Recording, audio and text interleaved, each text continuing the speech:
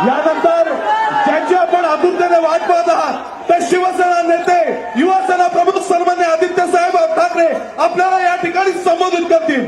आदित्य साहेब तू मागे बढ़ो। जय महाराष्ट्र। दिसतंय का सगळ्यांना? ऐकू येतंय? कारण भास्कर जाधव साहेब आपण जे बोलत होतात आम्हाला मागे थोडंफारच ऐकू येत होतं, पण लोकांच्या प्रतिक्रियेवरनं मला कळलेलं आहे की सचिन तेंडुलकरची बॅटिंग झाल्यानंतर बॅटिंग करणं किती कठीण असतं। बाकीचे बसून घेतलं चालेल ना, म्हणजे उभं थोडं मागे येऊ। आता दिसतंय का?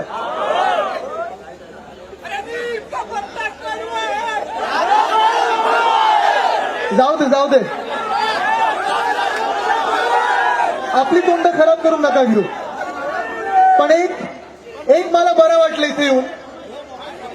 गीते साहेब जेव्हा माझा इथे प्रवेश झाला, इथे मी स्वागत होत होती, एक टी शर्ट मला मस्त दिसला। किती खोके किती खोके किती खोके 50 खोके 50 खोके 50 खोके। असं जसं आपण सगळे आता घोषणा देत आहोत, मागच्या महिन्यात आम्ही सगळे विधानभवनाच्या पायऱ्यांवर बसून घोषणा देत होतो।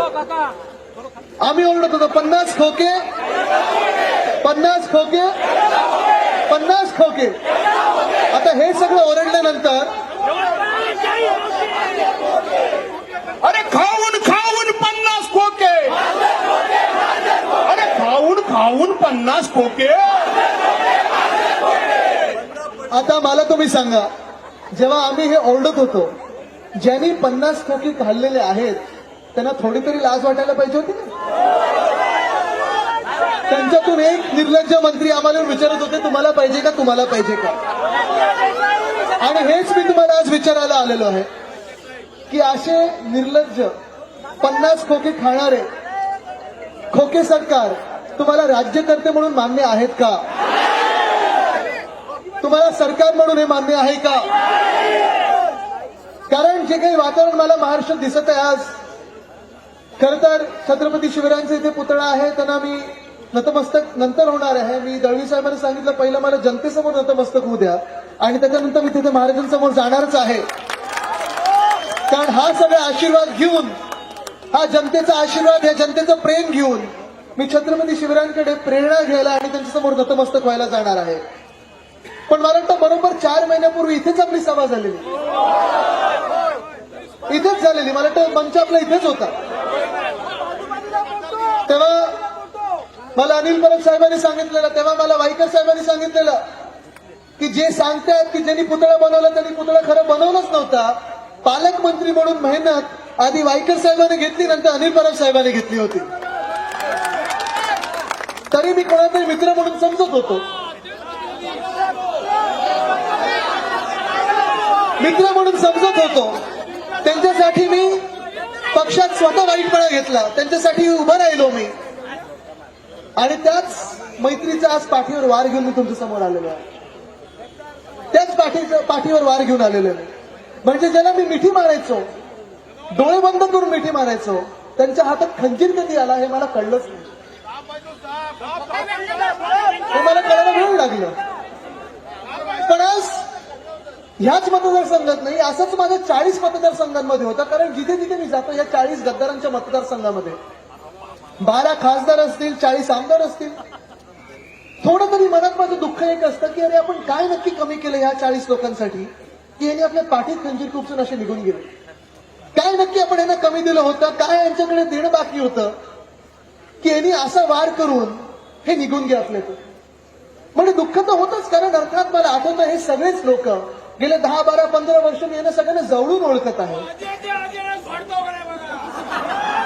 निवडणुका येतात लवकर, घाबरू नका। जे काही दाखवायचं ते मतपेटीत दाखवायचं। पण 40 मतदारसंघांमध्ये गेल्यानंतर मला दुःख ह्या गोष्टीचं होतं की ज्या लोकांसाठी आम्ही दिवस रात्र मेहनत केली, तिकीट देताना बघितलेलं उद्धव साहेबांना, रात्रभर जागून यांच्याशी बोलताना बघितलेलं, ह्यांच्यासाठी जिंकायचं कसं, ही सगळी स्ट्रॅटेजी असताना बघितलेली आहे. त्यांच्यासाठी प्रचार आम्ही केलेला. जसं आज मला इथे मला वाटतं तुम्ही 4:30 पासून या सभेला आहात, बरोबर ना? असं तुम्ही ह्या 40 लोकांच्या पण, ह्या 40 गद्दारांच्या सभेसाठी पण तासन तास थांबले असाल. असंच तुम्ही ह्या 40 गद्दारांसाठी प्रचार आम्हाला केला असाल. त्यांच्या विजय मिरवणुकीत गुलाल तुम्ही उडवला असाल. ते जेव्हा मंत्री बनले, ते जेव्हा आमदार बनले, खासदार बनले, तेव्हा तुम्हाला पण आमदार तर झाला असेल ना? झालं की नव्हतं? त्यांच्या सुखदुःखात आपण पण होतो सगळे, पण त्यांच्या सुखदुःखात जसे आपण होतो, त्यांनी आपली सुख आणि दुःख बघितली नाही, त्यांनी आपलं जसं सुखाचं वेळ बघितलं. जेव्हा आपला कठीण काळ होता, तेव्हा उद्धव साहेबांच्या पाठीत खंजीर खुपसून हे निर्लज्ज नेते निघून गेले आपल्याकडे. ठीक आहे, आज थोडं मन हलकं होत आहे, कारण एकेकाचे कारनामे जर बघितले महाराष्ट्रात, कोण सांगतोय जैसेच तैसे उत्तर देईल. अरे हे उत्तर द्यायला प्रश्न कोण विचारताय? गद्दारांकडे मी लक्ष पण देत नाही, तेवढं तुमची लायकी सुद्धा नाहीये. कोण जाऊन धमकवतंय, लोकांना धमकवतंय, बोलतात गद्दार बोलले तर आम्ही कानाखाली मारू. तुमच्या मतदारसंघात येणारे 40 वेळा गद्दार बोलायला तुम्हाला. हिंगोलीच्या तिथे मला वाटतं तुम्ही जाऊन आलात आता, त्यांना काय तुम्ही बोललात होतं?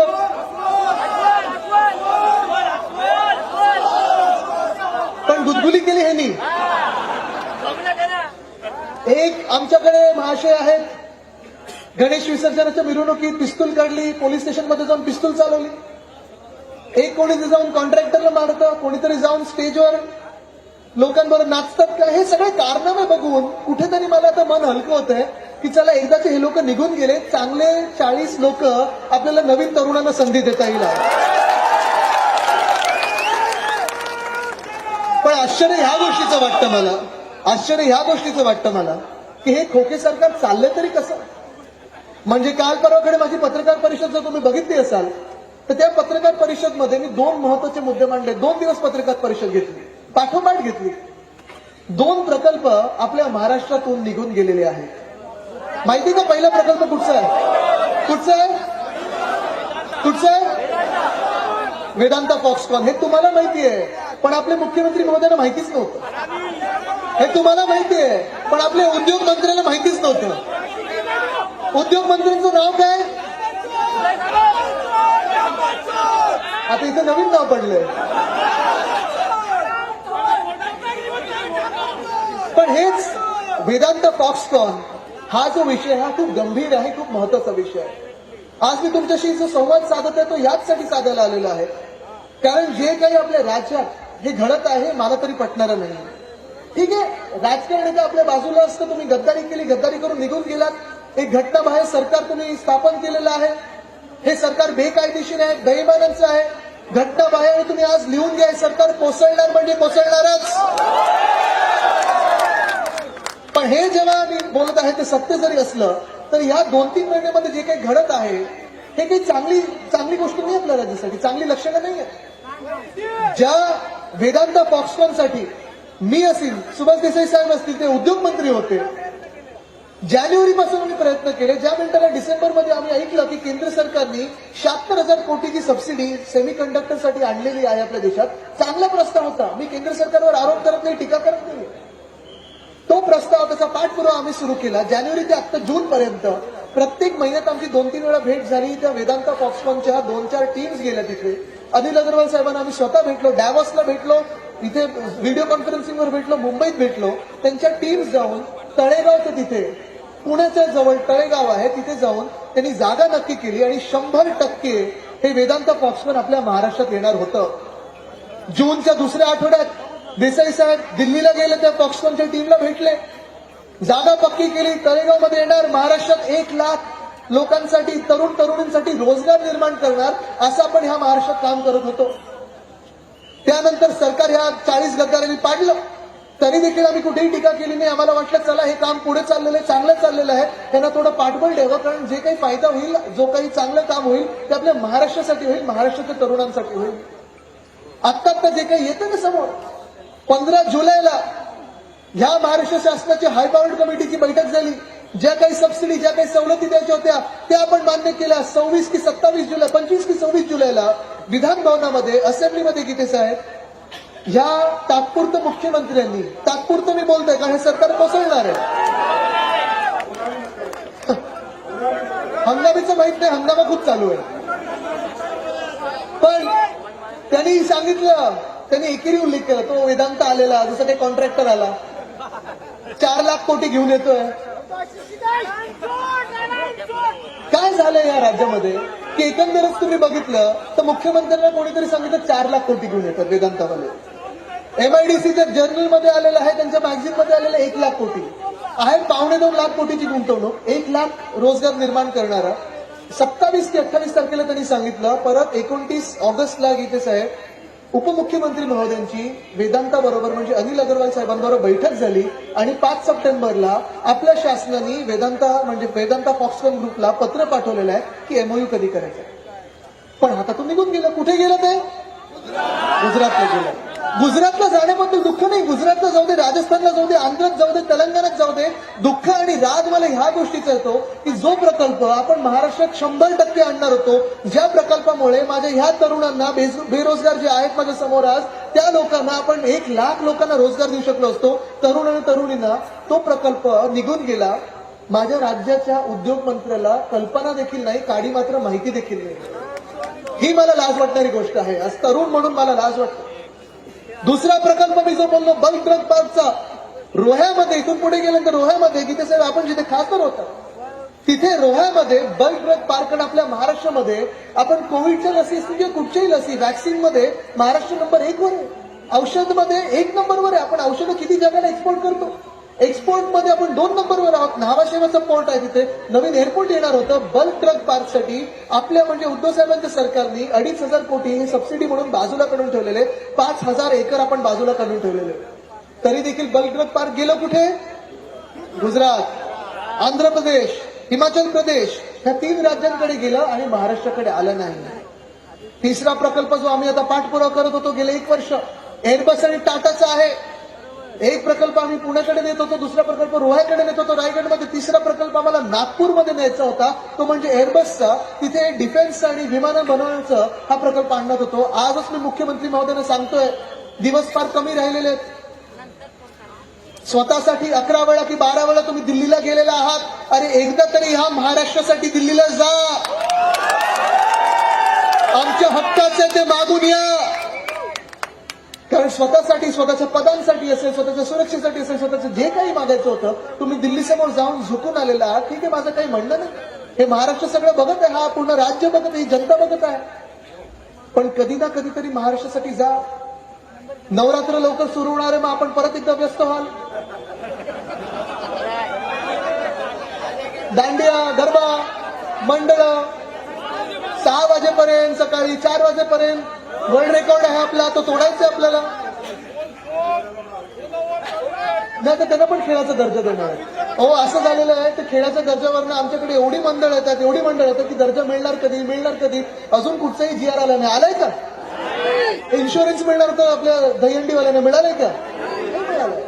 गाजर नुसतं गाजरच वाटतंय.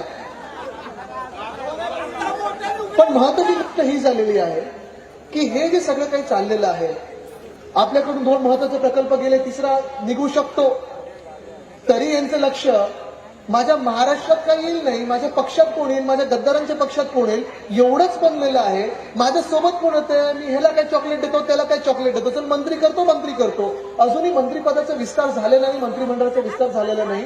गद्दार कोण बनतंय एवढ्यावर लक्ष. पण माझ्या महाराष्ट्रात रोजगार कोण देणार, रोजगार कोण निर्माण करणार, ह्याच्याकडे ह्या सरकारचं लक्ष नाही. हे जे सरकार आहे, हे जे घटनाबाह्य सरकार आहे, हे तुम्हाला पटणार आहे का? कारण ही जी गद्दारी झालेली आहे, मुळात ही गद्दारी नुसतं शिवसेनेशी नाही, नुसतं उद्धव साहेबांशी नाही, तर माणुसकीशी गद्दारी झालेली आहे. ही गद्दारी जर तुम्ही बघितली तर एखादा जो माणूस असतो, जो कुटुंब प्रमुख असतो, पक्षप्रमुख असतो, उद्धव साहेबांसारखा नेता जो आपल्या सोबत, तुम्हाला माहिती सगळ्यांना उद्धव साहेब किती प्रामाणिक आहे, किती सच्चा माणूस आहे, साफ दिलचा माणूस आहे.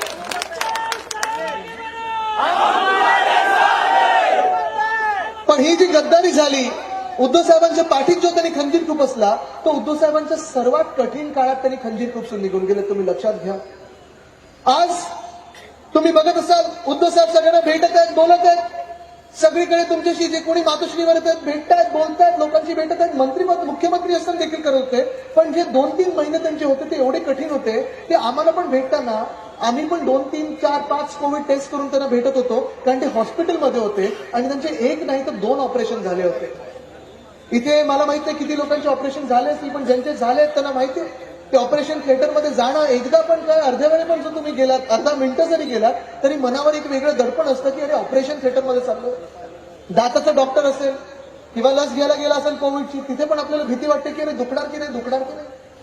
पण उद्धव साहेबांचं 1 नाही 2रं ऑपरेशन जेव्हा झालं तेव्हा मी स्कॉटलंडला होतो, पर्यावरण मंत्री म्हणून एका जागतिक परिषदेत होतो. माझी तिथे परिषद झाली आणि धावत पडत मी आलो आणि उद्धव साहेबांना हॉस्पिटलला भेटायला गेलो. तेव्हा चित्र एकदम विचित्र होतं, कारण उद्धव साहेब हॉस्पिटल बेडमध्ये होते, जास्ती हलू शकत नव्हते. कोविडचे बाहेर रुग्ण वाढत होते. डिसेंबरचा काळ होता, दिवाळी होऊन गेलेली.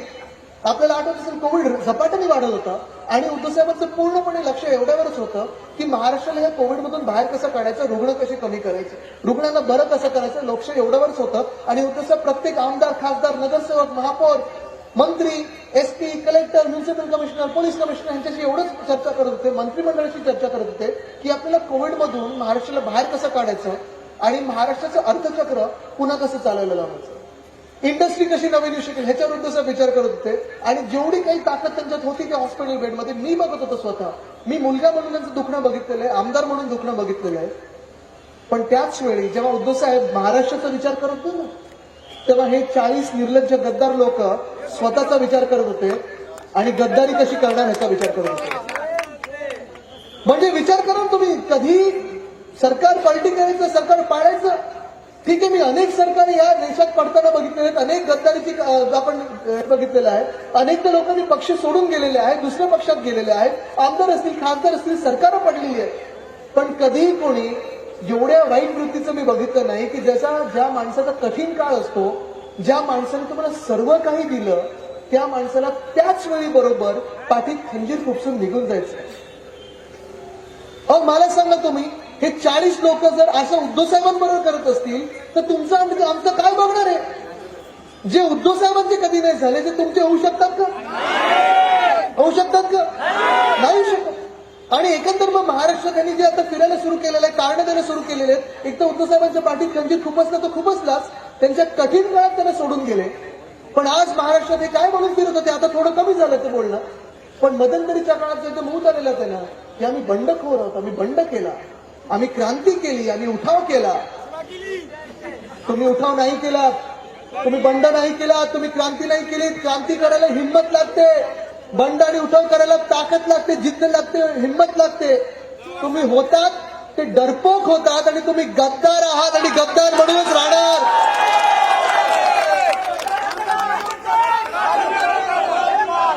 तुम्ही गद्दार आहात आणि गद्दारीचा शिक्का तुमच्या माथ्यावर घेऊन फिरणार आहात. जर तुम्हाला बंड करायचा असता, जर तुम्हाला क्रांती करायची असती तर तुम्ही या महाराष्ट्राच्या भूमीत असतात आणि इथून ही माती सोडून गेला नसतात. तुम्ही गेलात कुठे? पहिला पळालात कुठे? सुरतेला. म्हणजे त्यावेळी 40 आमदार घेऊन गेले सुरतेला आणि आता 2 प्रकल्प पाठवलेत गुजरातला. पण हे पहिले पळाले कुठे? सुरतेला पळाले. तिथून कुठे गेले? गुवाहाटीला गेले. आणि गुवाहाटीला काय बघितलंय मी? डोंगर, झाडी. आज मी तेच गाडीत विनायकराव साहेबांना विचारत होतो की ह्या 40 लोकांना डोंगर आणि झाडी बघायची होती तर कोकणात या ना.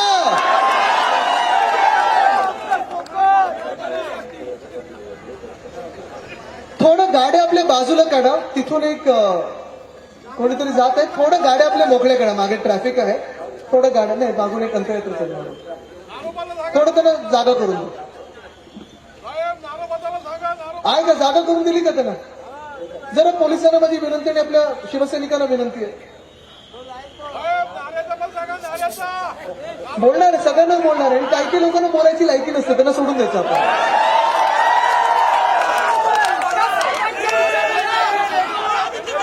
पण इथून गुवाहाटीला गेले, मी त्यांना सांगितलं यायचं होतं तर आमच्या कोकणात यायचं होतं, बघायचं होतं डोंगर आणि झाडी. आणि इथे येऊन आमच्या शिवसैनिकांना पण भेटायला पाहिजे तुम्ही. तिथून आले कुठे? गोवा. मला काल परवाकडे कोणीतरी सांगत होतं आदित्य घाबरू नको, वेदांता फॉक्सकॉन असेल, बल ड्रग पार्क असेल, आता गुजरातला गेले, नंतर गुवाहाटीला पाठवतील, गोवात आणतील आणि मग महाराष्ट्रात आणतील. डायरेक्ट कसे येणार? पण हे सगळं जे चित्र आहे हे चित्र काही योग्य नाही आपल्यासाठी. जे गोव्यात गेले होते, गोव्यात परत तिथे पण मजा मस्ती केली. खरं तर गुवाहाटीमध्येच मला ह्यांचा राग आलेला आणि इथेच कळलेलं की शिवसैनिक कधीच नव्हते, कारण ह्यांच्या रक्तात जर शिवसेना असती ना तर त्या आसाममध्ये जिथे हे मजा मस्ती करत होते, धिंगाणा घालत होते, तिथे त्याच आसाममध्ये महापूर आलेला. लाखो लोकांना घरं नव्हती, घालायला वस्त्र नव्हती, खायला अन्न नव्हतं आणि तिथेच हे लोक हॉटेलमध्ये मजा मस्ती करत होते. ज्यांच्या रक्तात शिवसेना असती तर जाऊन त्या पाण्यात उतरले असते आणि मदत केली असती. इथे जे मदत करतात तर ते मतांसाठी करतात. हे कधी यांनी लोकांसाठी काहीच केलं नाहीये. पण जेव्हा गोव्यात गेले, गोव्यामध्ये पण 4-5 दिवस ते मजा मस्ती करत होते. सरकार पाडलं, उद्धव साहेबांनी जाऊन स्वाभिमानाने जाऊन राजीनामा घेऊन आले. आणि सगळ्यात वाईट गोष्ट, मला दुःख या गोष्टीचं झालं की आज जे आपल्याला सांगतात ना की आम्ही खरे शिवसैनिक, आम्ही कधी हिंदुत्व सम्राटांचे पुढे नेणारे विचार आहोत, हे विचार जर तुमच्यात हिंदुत्व सम्राट बाळासाहेब ठाकरेंचे असते, शिवसेनेचे विचार असते, तर तेच विचार तुमच्यात त्या दिवशी देखील दिसले असते. ज्या दिवशी उद्धव साहेबांनी राजीनामा दिला, ज्या दिवशी उद्धव साहेबांनी मुख्यमंत्री पदाचा राजीनामा दिला, त्या दिवशी हे 40 लोक टेबलावर चढले आणि हातवारी करत नाचले. हे मान्य आहे तुम्हाला? हे असले लोक राज्यकर्ते तुमचे होऊ शकतात का? नाही होऊ शकत आपले राज्यकर्ते. पण आज मंत्री म्हणून फिरत आहेत, आज आमदार म्हणून फिरत आहेत. तुम्ही मला सांगा, हे आमदार आहेत की गद्दार आहेत? आमदार आहेत की गद्दार आहेत? तर हेच जे वातावरण आहे ते वातावरण योग्य नाही आपल्या राज्यासाठी. हे वातावरण महाराष्ट्राला गडून करून ठेवलेलं आहे. कधीही मी राजकीय इतिहासात महाराष्ट्राचा असं घाणेरडं वातावरण बघितलं नव्हतं. टेबलवर नाचणारे काय, कधी कुठे जाऊन दमदाटी करणारे काय, भाईगिरी करणारे काय. तर हे भाईगिरी काढून टाका अंगातून. पहिली गोष्ट म्हणजे आमदार आहात, आमदारांसोबत लोकांची सेवा करा. अंगात कधी भाईगिरी आणू नका, गुंडगर्दी आणू नका. कारण ही जनता आहे, जनता तुम्हाला जागा दाखवून देईल जर तुम्ही कधी भाईगिरी या जनतेला दाखवली तर. ही लोकशाही आहे. पण ह्याच्याही पुढे जाऊन मी तुम्हाला सांगतो, अनेक वेगळी वेगळी कारणं देतात आज. कधी सांगतात राष्ट्रवादी आणि काँग्रेसनी सतवला, कधी सांगतात फंड कमी दिला, कधी सांगतात हिंदुत्वासाठी गेलो, कधी सांगतात उद्धव साहेब भेटले नाहीत. हे सगळं खोटं नाही, खोटं बोलत राहिलेले आहेत लोक. जसं मी सांगितलं, उद्धव साहेबांचे कधी नाही झाले, ते आपल्याशी काय खरं बोलणार हो? ह्यांचं हिंदुत्व हे एवढं खोटं हिंदुत्व आहे. ह्यांचं खरं हिंदुत्व असतं ना तर मी नवी मुंबईमध्ये तिरुपती बालाजीचं मंदिर जे आणलं त्या मंदिराला यांनी स्थगिती दिली नसती. ह्यांचं जर हिंदुत्व खरं असतं तर परवाकडे ज्या एका खासदारांनी गणपती बाप्पाचं विसर्जन तुम्ही बघितलं असेल कसं केलं ते. असं कोण करतं का? पण कोणी त्याच्यावर बोललं नाही सरकारमधून, फेकून दिलं क्षेत्र. पण हे त्यांना मान्य आहे. आपले साधू संतांना त्या परवा मी बघितलं सांगलीमध्ये कोणीतरी मारहाण केलेली आहे, सरकारमधून कोणी बोललं नाही. आणि सगळ्यात वाईट म्हणजे परवा गणेश विसर्जनाच्या मिरवणुकीत दंगल घडावी म्हणून कदाचित असेल, पण एका या गद्दारांनी पिस्तूल काढली आणि मग पोलीस स्टेशनमध्ये जाऊन गोळीबार केला. ह्यांना मंत्रीपद पाहिजे, हे सांगतात हिंदुत्ववादी आहेत आम्ही. पण खरं तर जर तुम्ही बघितलं तर सगळं काही आपल्या हिंदुत्वानी जे शिकवलेलं आहे, हिंदुत्व सम्राट बाळासाहेब ठाकरेंनी जे शिकवलेलं आहे त्याच्या विरोधात काम केलेलं आहे. गेल्या 2.5 वर्षात जे काही आपलं हिंदुत्व आहे, रघुकुल रीत सदा चली आहे, प्राण जाय पर वचन न जाय, त्या मार्गावर आपण चाललेलो आहोत. प्रत्येक शब्द या जनतेला, या महाराष्ट्राच्या जनतेला दिला तो आपण पाळत आलेलो आहोत. आणि कुठेही जातीपातीमध्ये, धर्मामध्ये, समाजामध्ये, प्रांतामध्ये कधी वाद निर्माण केला नाही. या महाराष्ट्रात आपण 6.5 लाख कोटीची गुंतवणूक कोविडच्या काळात आणली, 2.5 वर्षात आणली. कुठेही वाद निर्माण करू दिला नाही. तरुणांचा आवाज असेल, महिलांचा आवाज असेल, प्रत्येक समाजातला आवाज असेल, ज्येष्ठांचा आवाज असेल, शेतकऱ्यांचा आवाज असेल, आपण ऐकत आलो, प्रत्येकासाठी कामं करत राहिलो, प्रत्येकाची सेवा करत राहिलो आणि कुठेही वाद निर्माण करून दिला नाही. कदाचित त्यांच्या पोटात हे दुखणं असेल की या महाराष्ट्रात दंगली कशा घडल्या नाहीत आणि महाराष्ट्र पुढे कसा चाललेला आहे. खरं जर बघितलं तर गेल्या 2 वर्षात जे काही जागतिक सर्वे आले, जे काही देशातले सर्वे आले, कोविडच्या काळातलं कामाचं तर कौतुक झालंच आहे आपल्या मुख्यमंत्र्यांचं, म्हणजे उद्धव साहेबांचं. पण तसंच जर बघितलं तर देशात दोन्ही वर्षात टॉप 3 मध्ये येणारे आपले उद्धव साहेब ठाकरे हे टॉप 3 मधले येणारे मुख्यमंत्री आहेत.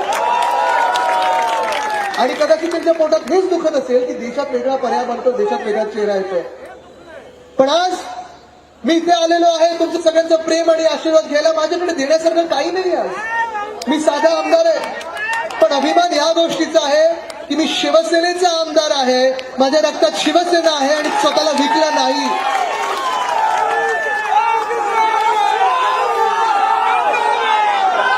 मी स्वतःला विकलं नाही. मी आज इथे उभं राहून सांगतो, या मतदारसंघात येऊन सांगत आहे, इकडच्या स्थानिक गद्दारांनी काही इशारे दिलेले आहेत. इशारे देणं बंद करा, अंगातली गुंडगर्दी काढून टाका आणि आमदारांसारखी लोकांची सेवा करा. जेवढं काही तुमचं राजकीय करिअर आहे ना तेवढं वाचवून ठेवा, कारण इथे पुन्हा एकदा शिवसेनेचाच आमदार जिंकून येणार म्हणजे येणारच. अजूनही युवा सैनिक ते विसरले नाहीत. तुम्ही रात्री कसे पळून गेलात, युवा सेनेची हातपाई केलेली आहेत, आम्ही विसरलो नाही आहोत. पण तरी देखील मी आज सांगतो इथे, जाऊ दे. मी जसं सांगितलं ना, जास्ती काही लोकांकडे लक्ष द्यायचं नसतं. जेवढी किंमत तेवढंच ठेवायचं असतं. जाऊ दे कशाला त्यांची लाज काढायची अजून. बरोबर आहे, हे तुम्हाला माहितीये, मला माहितीये, जनतेला माहिती, आणि हे आपण विसरलेलो नाही. पण महत्वाची गोष्ट हीच आहे की आज महाराष्ट्र बघत आहे की ही वृत्ती कशी आहे. मैत्रीला कोणी जपलं नाही. या सर्व 40 लोकांना उद्धव साहेबांनी त्यांचा राजकीय जन्म दिला, सामाजिक ओळख दिली, सगळं काही त्यांच्या परिवारासाठी असेल, त्यांच्या मित्र परिवारासाठी असेल आपण केलं. जिंकून आल्यानंतर त्यांना आमदारकी असेल तर जपून ठेवलं, जिंकून आल्यानंतर मंत्रिपद दिलं, सगळं काही दिलं, आणि तरी देखील उद्धव साहेबांच्या कठीण काळात हे सोडून गेले, पाठीत खंजीर खुपसून गेलेले आहे. कदाचित त्यांच्यावर दडपण काही असू शकतात, मला माहिती नाही, काही आहेत का दडपण? ऐकू नाही आलं मला. हे असू शकतं दडपण. माझं म्हणणं साफ आहे, स्पष्ट आहे. तुम्हाला तिथे राहायचंय, पक्ष बदललाय, तुम्ही रंग बदललाय, तुमची ओळख बदलली, आनंदात राहा. माझं काही म्हणणं नाहीये, राहा तिथे आनंदात, तुम्हाला तुमचं लक लागो. पण तरी देखील या देशाची प्रथा आहे, ह्या देशात लोकशाही आहे, अजून तरी लोकशाही आहे. आजपर्यंत आपण मानत आलो लोकशाही, आपल्या देशात अजून पाकिस्तान झालं नाहीये. आणि आज मी तुम्हाला सांगतो, तुम्हाला तिथे राहायचं असेल ना, तुमच्यात थोडी हिंमत असेल तर ती दाखवा, लाज उरली असेल तर ती दाखवा, आणि आमदारकीचा राजीनामा द्या आणि निवडणुकीला सामोरे या. एक सुद्धा निवडणुकीला घेण्याची तयारी नाहीये, ना महानगरपालिकेची, ना नगरपालिकेची, ना जिल्हा परिषदेची, ना आमदारकीची, ना खासदारकीची, कुठलीही निवडणूक यांना घ्यायची नाहीये. घाबरून बसलेले आहेत, तरी देखील सांगतात आम्ही बंड केला. 33 देशांनी बंडाचा नोंद घेतला. हो, तुमच्या निर्लज्जपणाचा आणि तुमच्या गद्दारीचा 33 देशांनी काय सगळ्या जगाने नोंद घेतलेली आहे. पण कदाचित तुम्ही अजून आरसा बघितला नाही. आरशामध्ये बघा, इथे गद्दार लिहिलं असेल. चला, 40 कमी पडत असतील आमदार निवडणुकीला, तर चॅलेंज देतो, मी पण आमदारकीचा राजीनामा देतो आणि निवडणुकीला समोर येतो. होऊन जाऊ दे एकदाचा महाराष्ट्र. पण हे जे वातावरण आहे, हे क्लेशदायक वातावरण आहे. कधीही राजकारण मी एवढं घाणेरडं बघितलं नव्हतं. आणि मी आज कुठच्या तोंडाने माझ्या युवा सैनिकांना सांगू किंवा तरुण तरुणींना सांगू की या राजकारणात या, हे खोके सरकार आहे, खोकेचं राजकारण आमच्या महाराष्ट्रात, या राजकारणात या. मला लाज वाटायला लागलेली आहे. मला आठवतं 10-12 वर्षापूर्वी मी जेव्हा युवासेना स्थापन करत होतो, राजकारणात प्रवेश करत होतो, मला अनेक लोकांनी सांगितलेलं, आदित्य राजकारणात येऊ नको, राजकारण तुझं काम नाहीये, राजकारणात चांगल्या लोकांना स्थान नसतं, राजकारणात प्रामाणिक लोकांना स्थान नसतं. आता पण आम्हाला खूप लोक सांगतात, जे मित्र परिवार आहेत, मित्र आहेत, सगळे सांगतात की रे तुम्ही कशाला विचार करता, तुम्ही कशाला दुःखी होता, तुम्ही कशाला एवढं सगळं करताय. उद्धव साहेब मुख्यमंत्री म्हणून खूप चांगले आहेत, माणूस म्हणून खूप चांगले आहेत, पण त्यांना घाणेरडं राजकारण जमत नाही. मला तुम्ही सांगा, हे चित्र बदलायला पाहिजे की नको? तुम्हाला प्रामाणिक माणूस पाहिजे की घाणेरडं राजकारण पाहिजे? तुम्हाला स्वच्छ आणि साफ माणूस पाहिजे की घाणेरडे राजकारणी पाहिजे? तुम्हाला जनतेशी सच्चा माणूस पाहिजे की गद्दार पाहिजे? आणि हे बदलायचं आपल्याला, कारण हे मान्य करून चालणारच नाही की राजकारणात घाणेरडं राजकारण करायला लागतं, विश्वासघातच करायला लागतो, आणि तरच तुम्ही राजकारण करू शकता. हे मी मान्य करू शकतच नाही. आज 32 वर्षाचा तरुण म्हणून मी जगात अनेक वेगळे देश बघत असतो, आणि तिथे जे राजकारण बदलत आहे, तिकडचं काही वेगळं झालं की आपण नुसतं ते वावा करतो, ट्विटरवर टाकतो, इंस्टाग्रामवर टाकतो की अरे काय हा माणूस जिंकून आला, तिकडचं राजकारण बघा. पण आपल्या देशाचं काय, आपल्या राज्याचं काय, आपल्या शहराचं काय, आपल्या गावाचं काय? आपण कधी सुरुवात करणार? काय आपण नुसतं घाणेरड्या राजकारणाला बळी पडत जाणार आणि विश्वासघाताला बळी पडत जाणार, की आपण कधी ना कधीतरी आपले स्वतःचे नशीब आपल्या हातात घेणार आणि हे राजकारण बदलणार, आपला देश बदलणार? तुम्ही मला सांगा, तुम्ही तयार आहात का राजकारण बदलायला? कारण हा 32 वर्षाचा तरुण आज द्यायला काही नाही, नुसतं तुमच्याकडून प्रेरणा, तुमचा आशीर्वाद, तुमचं प्रेम घ्यायला आलेलो आहे. आज सगळे हे 40 लोकांनी तर पाठीवर वार केलेले आहेत, पण संपूर्ण जो काही आपण बघतोय आजूबाजूनी, आमच्या समोरून बाजूनी सगळीकडून वार होत आहेत आमच्यावर. मला सांभाळून घेत तो हा महाराष्ट्र सांभाळून घेत आहे. अनेक तरुण मंडळी असेल, अनेक ज्येष्ठ मंडळी असेल, महिला असतील, तुम्ही सगळेच उद्धव साहेबांसोबत उभे आहात, माझ्यासोबत उभे आहात, शिवसेनेसोबत उभे आहात. कारण तुम्ही लक्षात घ्या, ज्या मिनिटाला शिवसेना फोडली हे महाराष्ट्राचे 5 तुकडे करते, आणि असं आपण होऊ द्यायचं नाही. मी आज तुम्हाला विचारतोय, मला सांभाळून घ्याल ना? शिवसेनेसोबत राहाल ना? आपली ताकद वाढवायची आहे, सोबत राहाल? मला तुम्ही दोन्ही हात वरती करून तुमचं प्रेम आणि आशीर्वाद द्या. कारण ही जी ताकद आहे, ह्याच ताकदीने, ह्याच हाताने, ह्याच आशीर्वादाने आपल्याला आपलं राजकारण सुधारायचं आहे आणि देश बदलायचा आहे. धन्यवाद. जय हिंद, जय महाराष्ट्र, वंदे मातरम.